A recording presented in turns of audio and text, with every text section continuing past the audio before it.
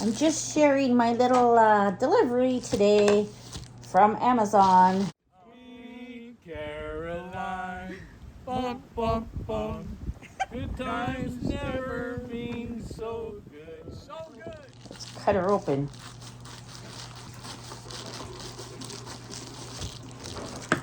We throw that there.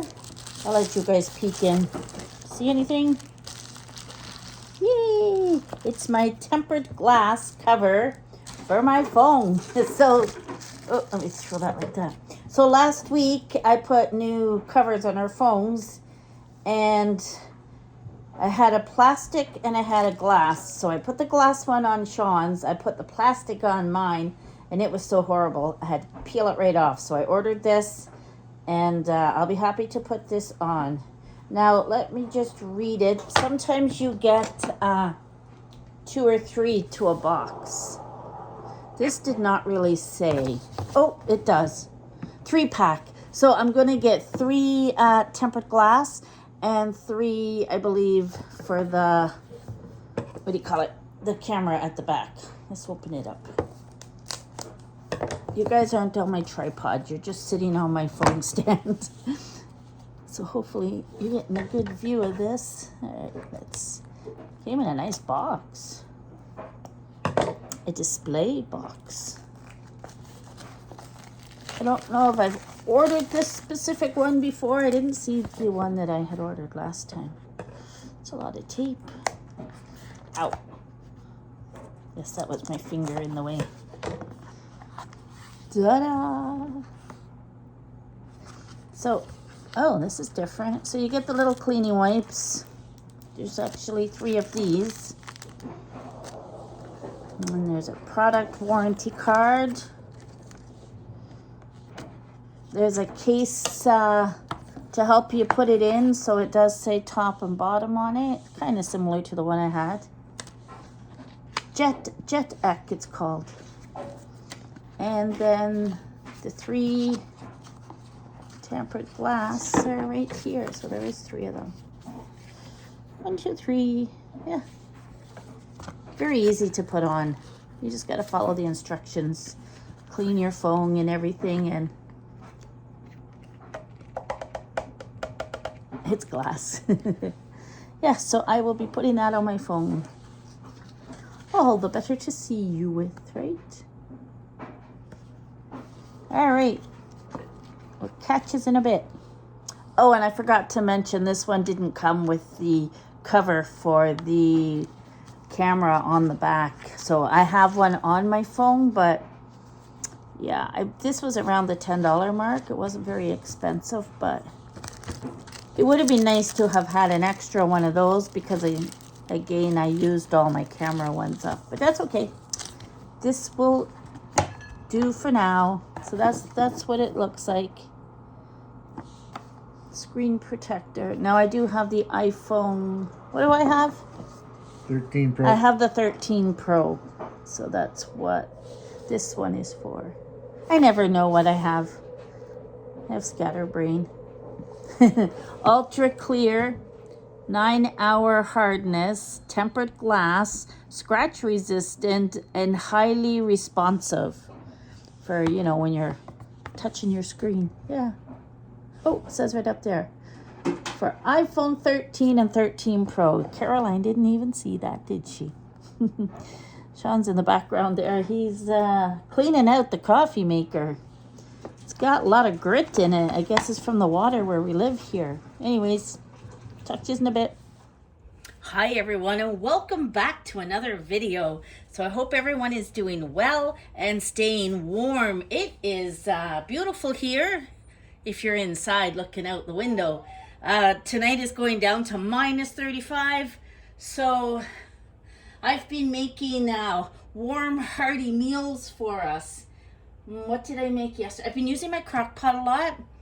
And I started this already, and I thought I gotta share this with you guys. Now I bought, and I've showed this before, this book is called Fix It and Forget It.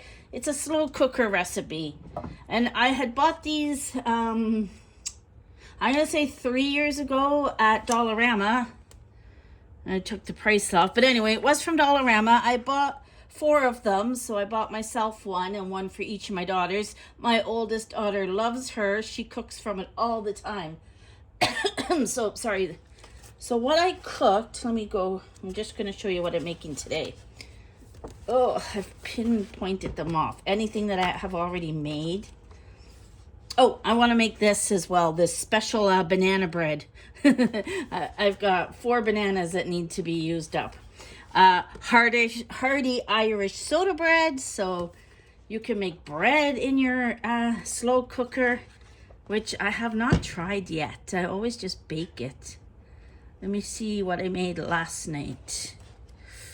So yesterday was Sunday, so for our Sunday dinner, oh yes, I did the honey Dijon holiday ham. So we had ham, mixed vegetables, and what did we have? And roast potatoes. So that was Sunday's dinner. Now, I just lost the page of what I was about to make. So let me find it, and I'll be back. All right, here we are. I am going to make corned beef and cabbage. Now, I'm just going to do this one, but that one also sounds good. Apple, corned beef, and cabbage, and Max thinks I'm talking to him, or I'm on the phone, and it's an important call that he needs to be in. So, I had cabbage, I'm going to put my book here. I had cabbage frozen, so I just threw that in. It was a bag, it was almost a full, large bag of cabbage. As far as the corned beef, they say to use corned beef brisket, but I have this corned beef in the can, product of Brazil, the Hereford. I love to just slice this and have a sandwich, but we're going to use this in our corned beef. So what I am going to do is, it says,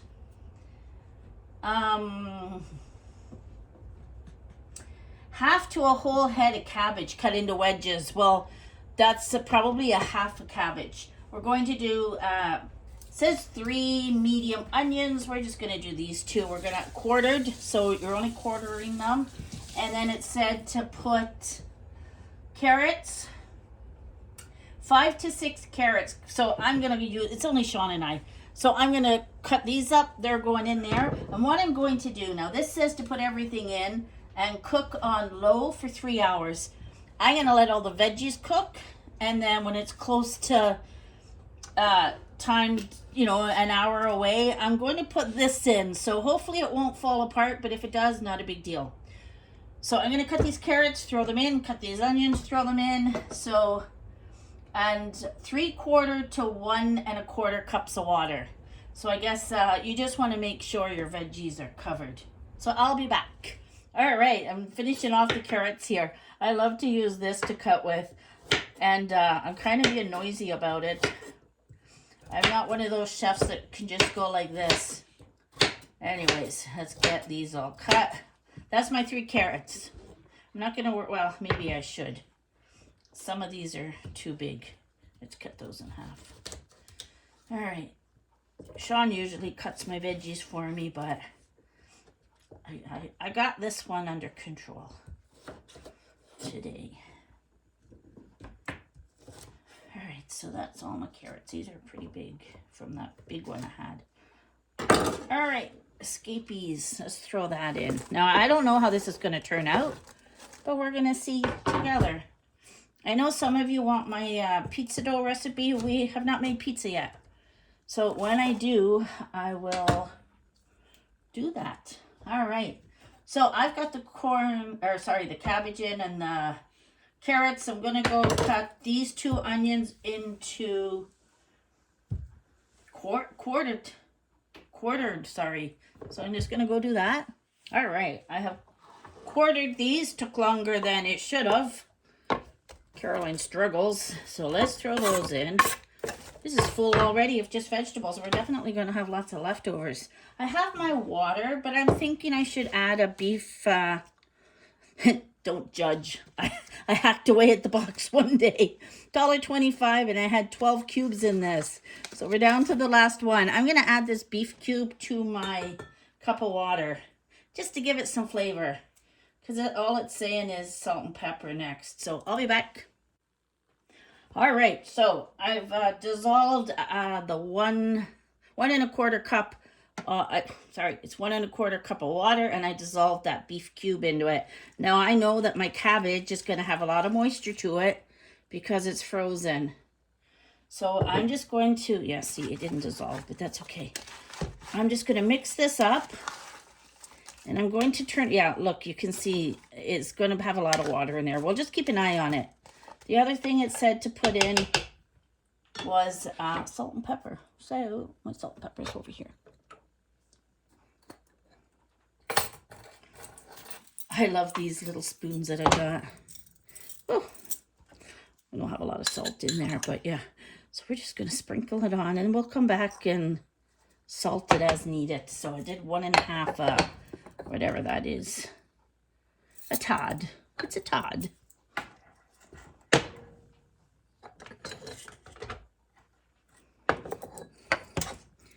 And pepper. I don't keep a lot in these. Lots of pepper. We love pepper. Yeah. All right. I'm going to cover this up. Cook it on low for 3 hours. And like I said, I'm using canned corned beef. So this is an experiment that we are doing together. I do have another can of this if I need to add 2. But for now, I'm going to put this in the fridge. Yeah. All right. See you in a few hours time. It's 11:40 here right now, and I can have this cooked up and ready for us. So we don't eat dinner till maybe 6:30, but I'll be back.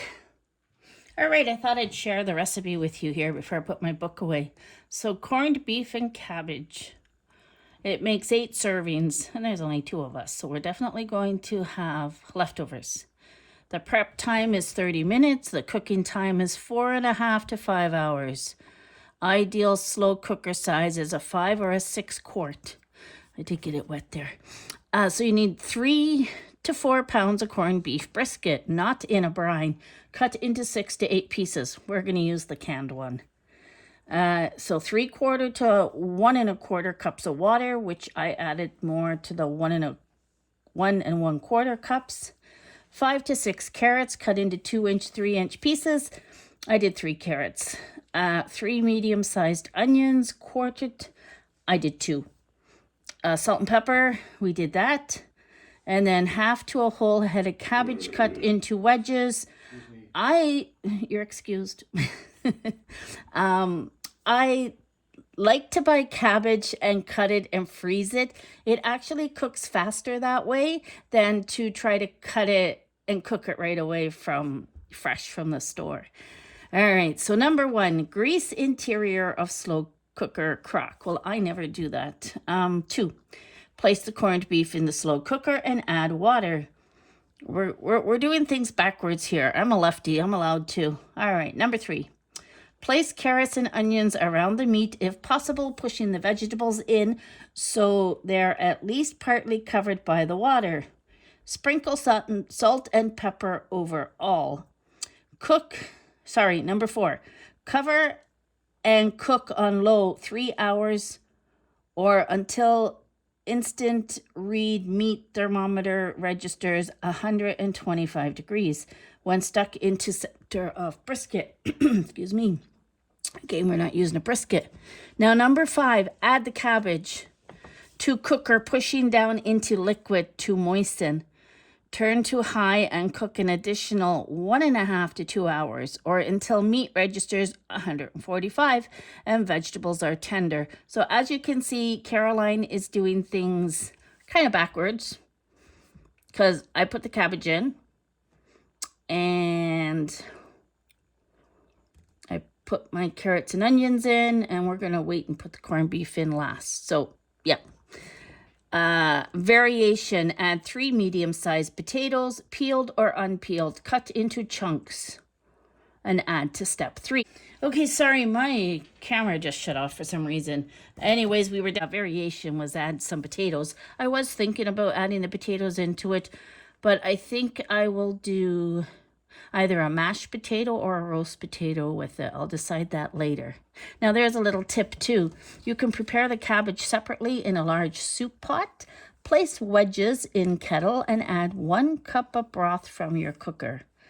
Cook 20 to 30 minutes covered or until just tender. Stir into corned beef and vegetables right before serving. Because I've cooked cabbage many times, I do know that it takes longer than, say, 20 to 30 minutes to cook. So with mine being frozen, it's just going to help with the carrots and the onions and that little bit of water to cook in there. So yeah, I'm doing my own variation and, you know, using this recipe, but personalizing it to how I want to do it. So I will hold this page here if you want to take a screenshot. Actually, if you want both, because that one looks good too. I just didn't have applesauce. Oh, sorry, I have applesauce. I didn't have apple juice. So yeah. I will catch you later when dinner is ready.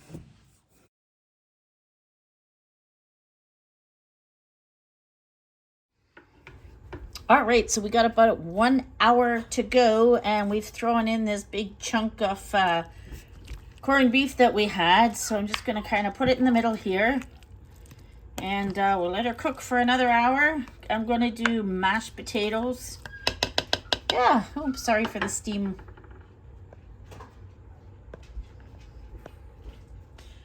Alrighty, it's about 5 hours that this has been cooking. I'm going to take the lid off. And so an hour ago, we threw in that corned beef. So I'm actually just going to break it up right into all of this. I got some potatoes boiling. They're not quite to a boil, but I think this is going to be really delicious. Yeah, we'll just chop up that corned beef. It's probably how it's supposed to look anyway.